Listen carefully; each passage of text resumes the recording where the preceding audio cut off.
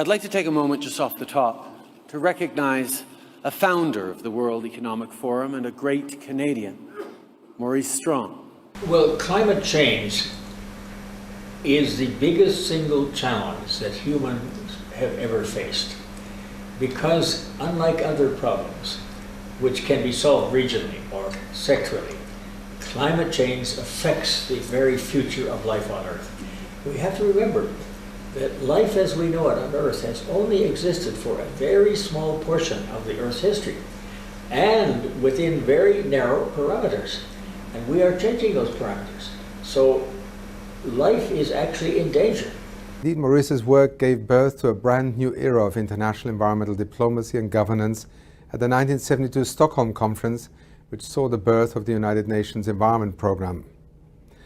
It was the first UN agency to be headquartered in a developing country, and it was Maurice who built up UNEP from the ground with its headquarters in Nairobi on what was then a very simple coffee farm on the outskirts of the capital city of Kenya.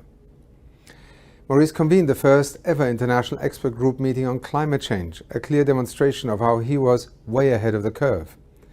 He shepherded in a range of vital global environmental governance processes, from the original Rio Earth Summit, Agenda 21 and the Rio Declaration, to the launch of the UN Framework Convention on Climate Change and the Convention on Biological Diversity. Crucially, Maurice ensured the full participation of developing countries in these processes that included listening closely to those who were feeling marginalized, as well as indigenous people and those who were the poor in the world. I have been working on these issues for many years, and they are still not resolved. And even though I am an old man now, if I can help a little bit, I'd like to try. I think everybody, how can I say to everybody that they must take this issue seriously? They must help, and then I am not helping myself. I must help. And why? Because I have 11 grandchildren. Not only that, but I have many millions of children whose future depends on what we do.